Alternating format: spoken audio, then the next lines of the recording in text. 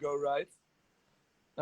Which question were you at? Maybe I can just jump in and then we'll go. Yeah, actually, what I was at, what did you take away from the questions asked last time? There was one very specific from a PhD student. He was abroad. He had difficulty getting back, or still is stuck abroad. And what could we do there? Could we take his worries away? There has been quite a lot of contact between him and his supervisor. Also, the department head is involved. And there we are trying everything to get him on track. What the results are here, it sounds really good. This PhD candidate submitted a paper, so he's nicely on track. And people are in close contact. And yeah, of course, he wants to be back at the faculty, and yeah, that is difficult. But we will find a solution there. I was in touch with him several times, but most importantly, his supervisor was. So we try to take something from these meetings as well. And if there are really specific things where we can do something, yes, I want to. But it's also important to say it's not like only this type of interaction we have. There have been meetings with students from the first year, second year and third year bachelor, where we go into the specific problems all the students are encountering, both during the lectures, and it's some of the questions you probably have right now as well, and also regarding the exams. But Patrick, I leave it to you. You probably have a few more questions regarding that.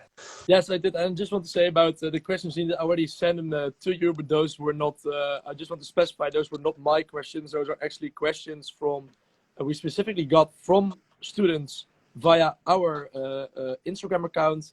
Right. Also, things that we learned from our contacts. We're in contact very much with students and the worries that they have. So we're going to go over them. I just want to specify, that's also why the question you just answered was asked. So what did we do with the questions last time? I just want to indicate that the questions that were asked last time, we actually, the dean and the faculty actually did something with them and try really to help you with them. So really encourage you to put your questions in the comments so we can answer them directly in this interview. Do you agree, Henri? Yes, I do agree, and I would like to say input we get this way is also taken to a higher level. I don't think I mentioned it in this group, but I'm in an overall coordinating team that is looking at what we have to do next year. How are we going to restart? How is the university going to work after summer? And a lot of things that we are thinking about need the input we get from the student community. So it's not only relevant for our students, it's relevant for all students around the university. All right, so that's good to know. So that's again is what we're aiming for, to know your questions here and answering them. Before we actually go to answering all those questions, as one thing I want to ask specifically of you, what would you like to know or learn this interview as opposed to what you already know? Is there something that you really want to know? Yeah, of course I want to know how students are doing. What I sensed in some other discussions is that also students get used to being in this situation. And when I look to my personal feeling, in the beginning I was extremely sad. It's not like that I'm now happy being in this situation, not at all. But at least I can cope with it better than I could before, it looks like. So I get used to it, still looking forward. But I would like to know if that's the case for the students as well. Do they get used to this a bit more? Can they cope with it? And what are the urgent things that they are dealing with? And yeah. Nice. Okay, that's. I think that's okay, because we also have some categories. So let's go to the main part of this interview, in which we want to tackle 4 main categories and also sub-questions within, which is study environment and stress, which is also just said. Also, so we want to talk about exams online and study delays, and then maybe some other questions. But maybe as you already noticed it or said it, things about motivation. I would like to ask you something about study environment or stress of students. And this is a question we got from a student that contacted us, and they said they actually experience very high workload and also a low motivation, which is quite ironic because they should be on the same level, so to say, and they find it really hard. Is there any way that the faculty thinks about this, or also do you maybe have any thoughts on how to tackle this, and maybe you even experience it yourself? Well, actually, what you're saying, the last thing you're saying, that's exactly what's going on. I'm noticing this myself as well. It sounds weird, but somehow I've been busier than I used to be.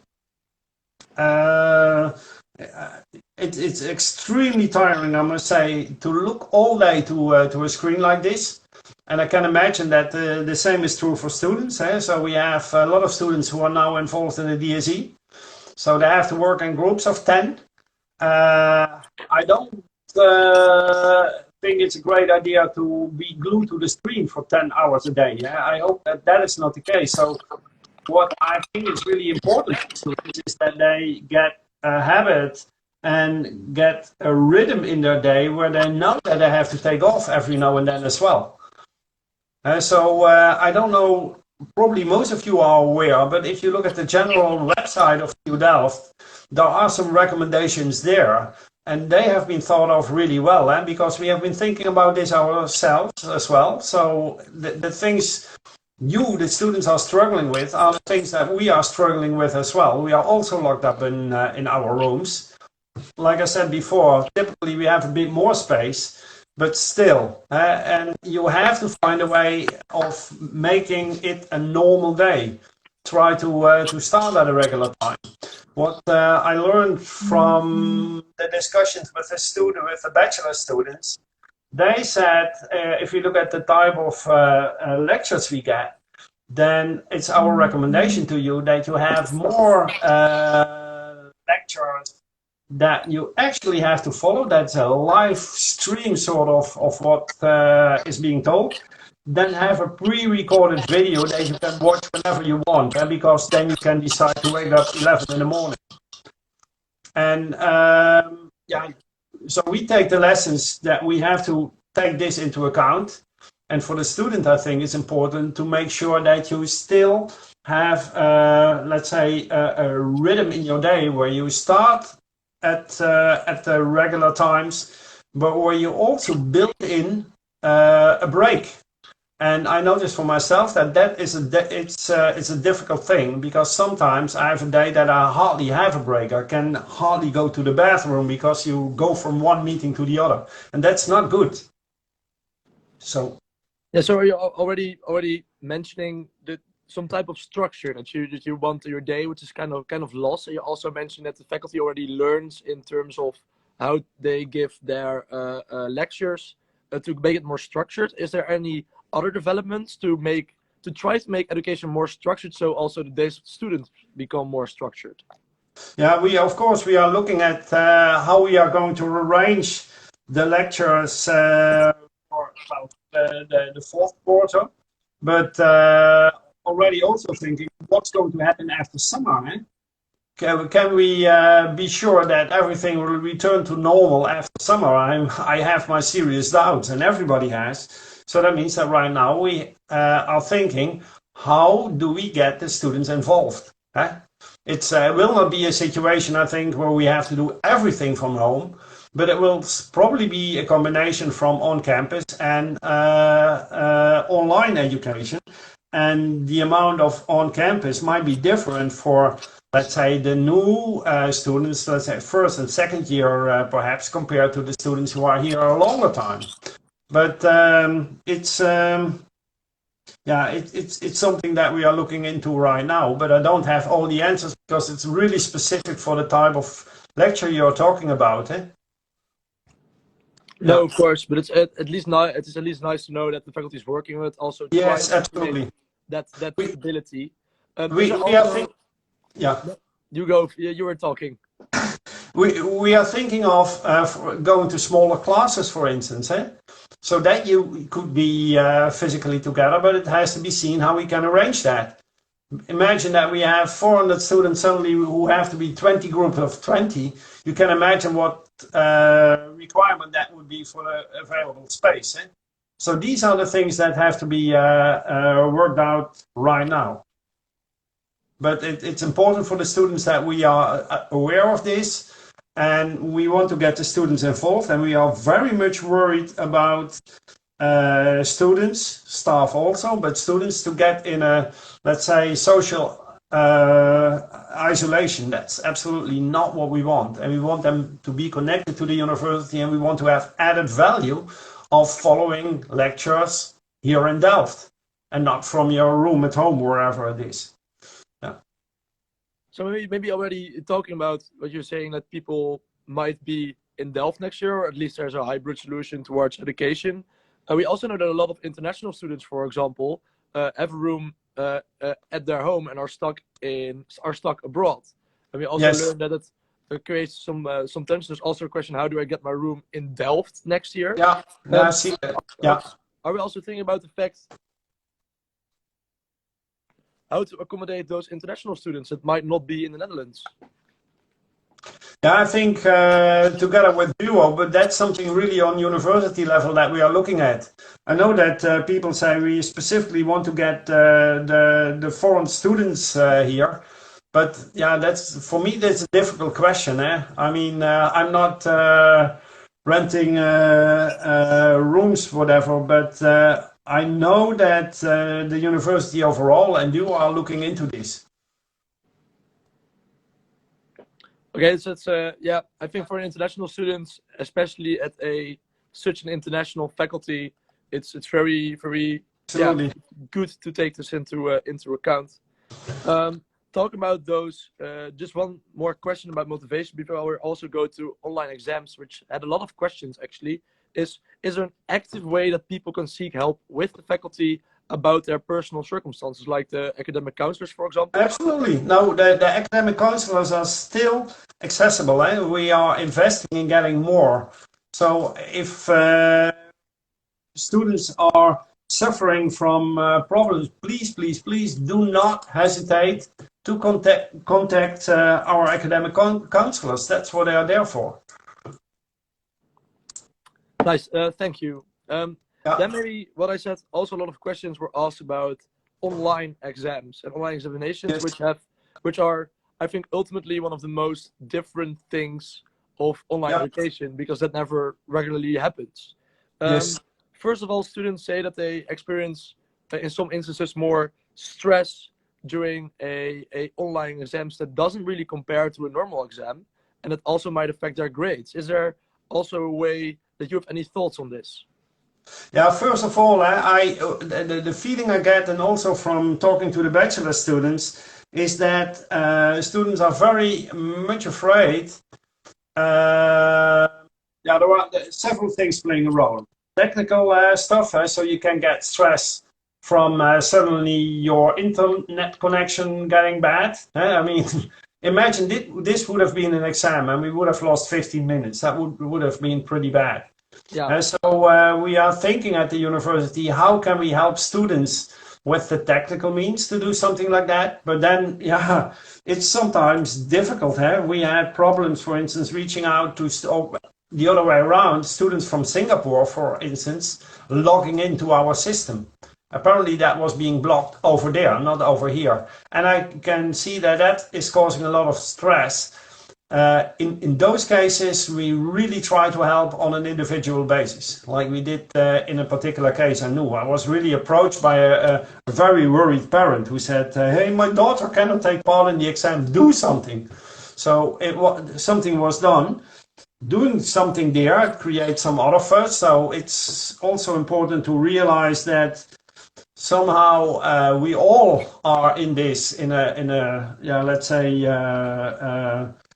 in a ship that is really on a bouncy sea. So it requires some flexibility, but we really try to help our students. We are also aware of the fact that things might be different and affect the grades. So I am pretty sure that our committees, the examination committee, They are looking what's going on here. Do we have different grades than we had in the previous years? That is certainly something that we look into. It could also have an effect on how we grade.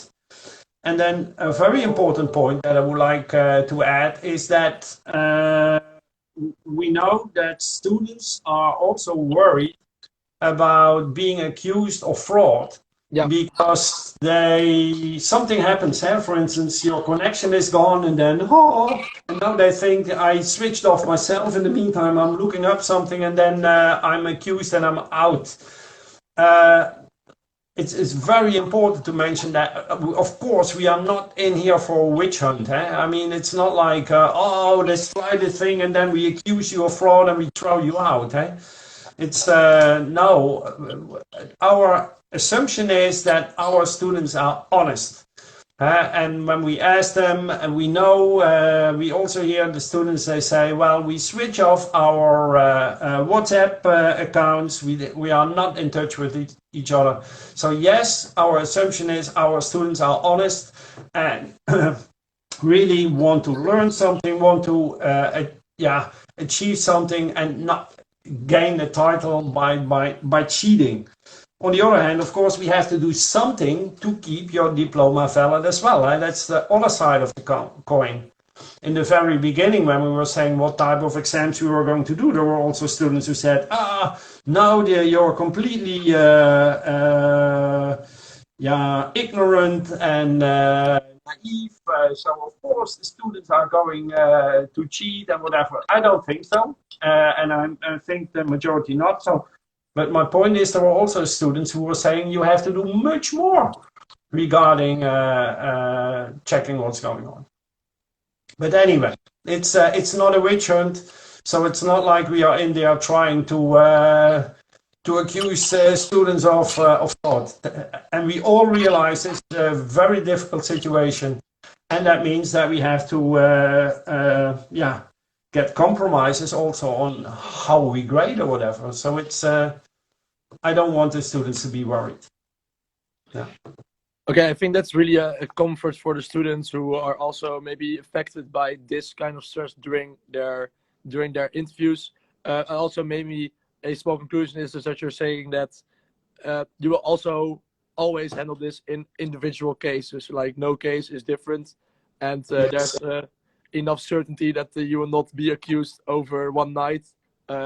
But it will definitely be in your personal circumstances that you will try to find a solution. We really try to find a solution, and everybody should realize this is really a major effort. Imagine that we would have 2,800 individual cases. It's going to be pretty tough. Unfortunately, not everybody is running into something, but we really look what's going on. And it's not just me who is saying that. I know that everybody who is involved, my colleagues, everybody is really worried about how the students are doing. And right now, that's our top priority. We also say, well, the university is about education. It's also about research. Right now, education has the top priority. And that's clear to everybody. So. Yeah, I understand. Maybe if we make a bridge from stress and people fearing not to pass their exams, there's also people who not necessarily fear failing an exam, but also fear that they might encounter a study delays because of this situation. Also based on, for example, not only having to delay, but also in financial terms.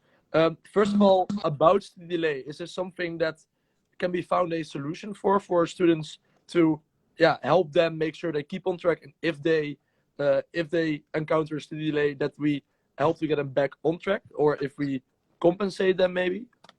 Yeah, again there, it sounds like an easy answer. Go to the study counselor and talk to them. Of course, you also can talk to your lecturer and your professor. I mean, I may hope that we have somebody who is listening to you and tries to help. Like I said before, really try to get structure in your day and try to stay in the normal daily routine. And we try everything we can to not delay exams. And then, of course, I know that a few exams have been delayed. And then there are worries, I can imagine, where the students say, hey, and now I'm going to have this exam in Q4, and then we have other exams as well, and it's a little bit later on. We try to keep all that into, well, keep that in, take that into account as well. Yeah, it's not like we are blind to just start the exam whenever it's possible. It's sometimes an organizational thing to get everything arranged. That and I can easily say, okay, it will all run smooth. Of course, I hope. And if it's not running smoothly, I guess we will hear. We try to do something about it, but we are not in there to hurt the students. Yeah. No, I think maybe the key word again is that this also will be handled in individual cases, and we will try to, at least the faculty will try to offer individual help where needed. Yes, and when you were talking about the financial consequences, it's really important to know that measures we take there are bound by what we are legally allowed to do. It's not like, oh, TU Delft can decide to do this and that. We are not allowed to do everything.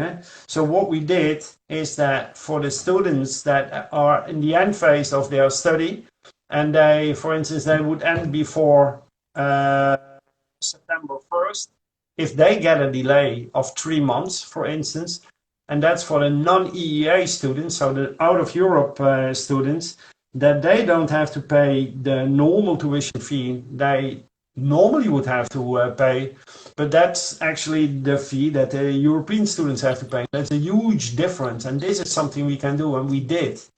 And in order to minimize the study delay, we also said, and it's an agreement for this year, where we said if students actually don't have enough ECTS to start their master degree, we have we allow them to 15 EC short, and still they can start. And that's a measure for this year. And I know that students also asked already, is this going to happen again next year? Depends on the situation. If we are by then back to normal, then it's not going to happen. It's a 1-year thing. Let's really hope that we are not still in a situation like this in a year from now.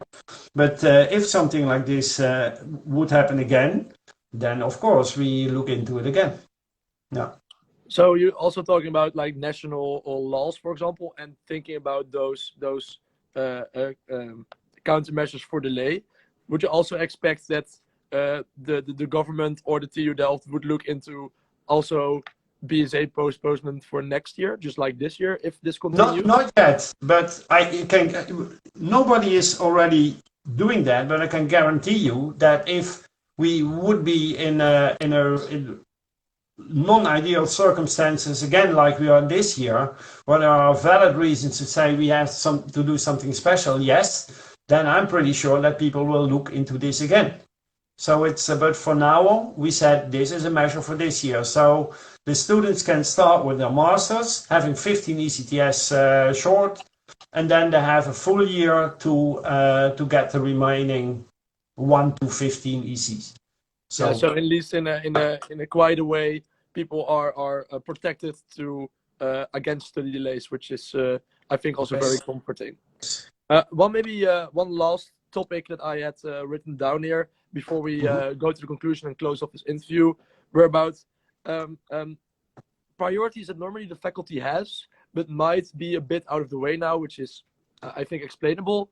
But are those stay on the radar? Like, for example, we got a question.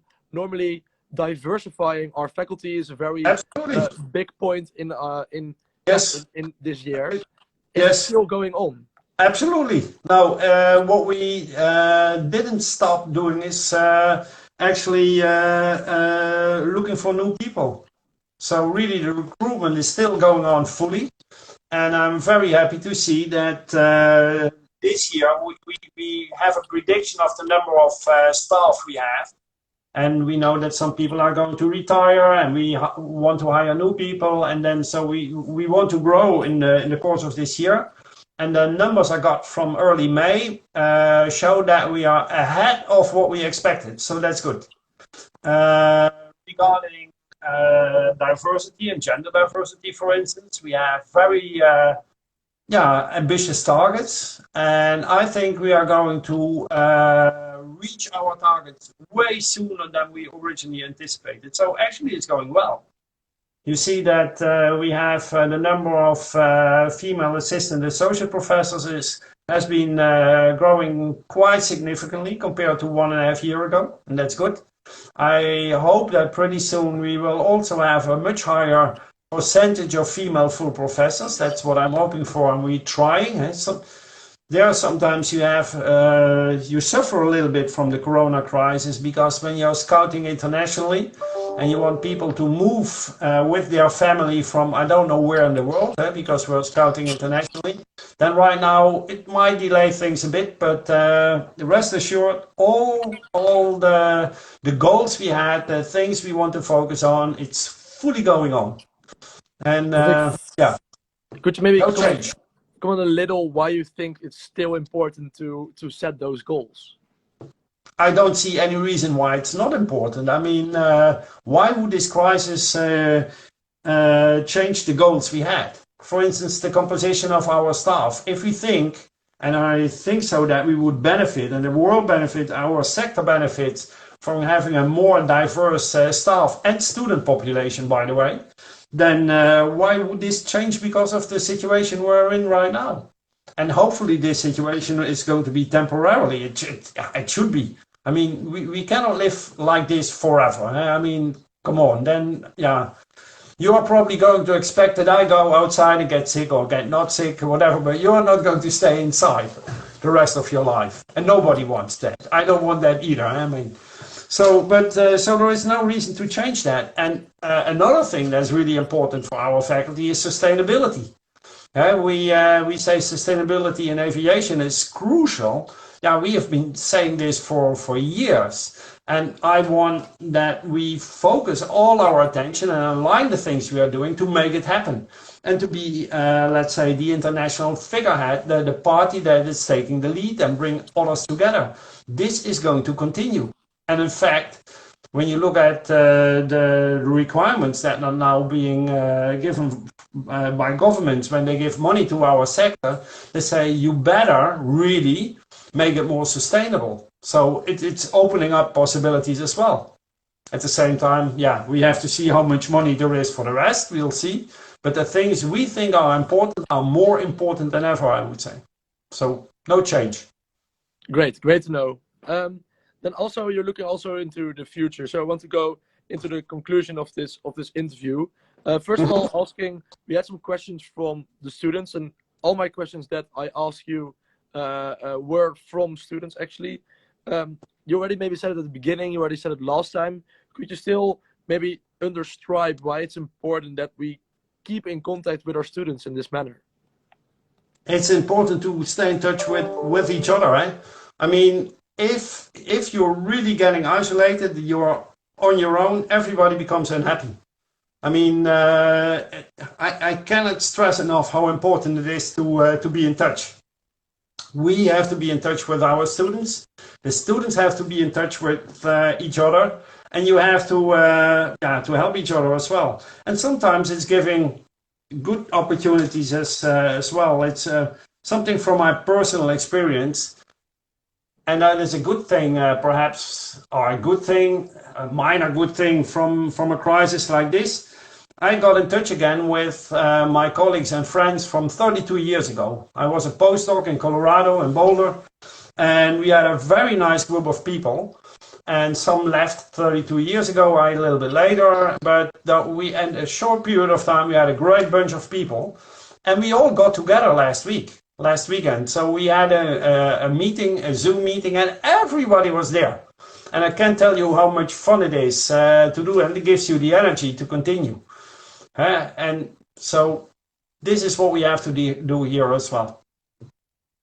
And I noticed, and Patrick, you are frozen by now. I hope I'm not talking for an empty. Now Patrick is gone, but this is inspiring me as well. I like to be in touch with people. Still anybody listening, or am I by now the only one?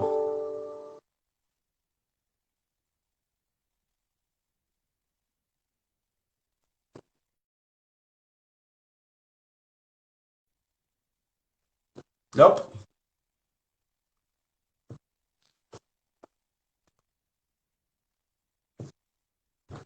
Okay, I see that still some people are around.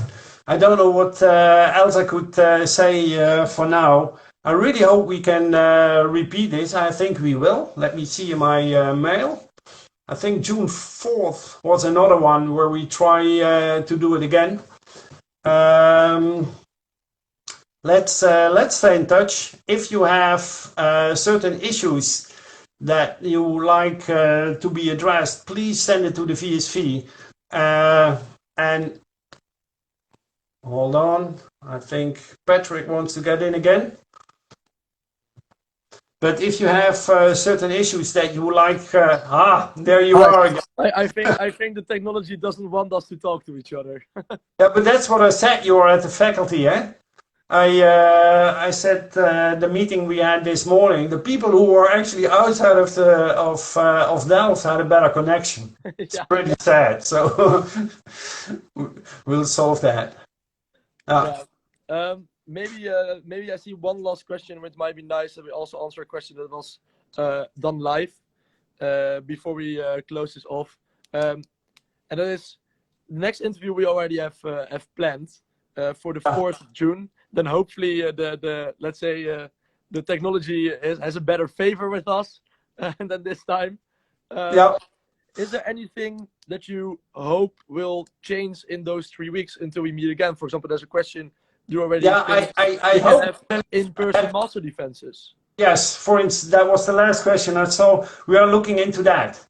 We are looking what we can do there. I cannot give the definite answer, but of course that would be great if you can have an in-person master defense, at least the student with the professor, and perhaps, but I cannot promise anything.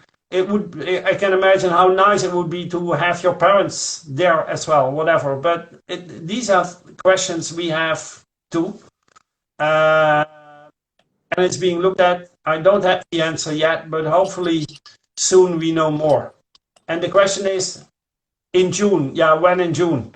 Could be a difference when in June 1st or June 20th or something, but we understand the wish is there and the wish is ours as well. So we'll look into that. So we'll definitely keep a close eye on that, and maybe we'll know more in 3 weeks. Then then I have one last question, which I also closed off our last interview with, and it was if you had some encouraging words at that time for everyone watching. Do you also still maybe have some encouraging words this time? Yeah, I think things will get better. I don't know how you all feel. I like I said before, I'm still not happy with the situation, but it looks like I'm sort of emotionally. I went through a dip and now I'm recovering. I hope that is true for all of you, and it will get better. I would say stay in touch, hang on, take care of each other, and enjoy the good things as well. And go outside every now and then. What I notice, I have to open the window after every meeting to get some fresh air and stuff like this. But and do your regular stuff as well. Yeah, have fun.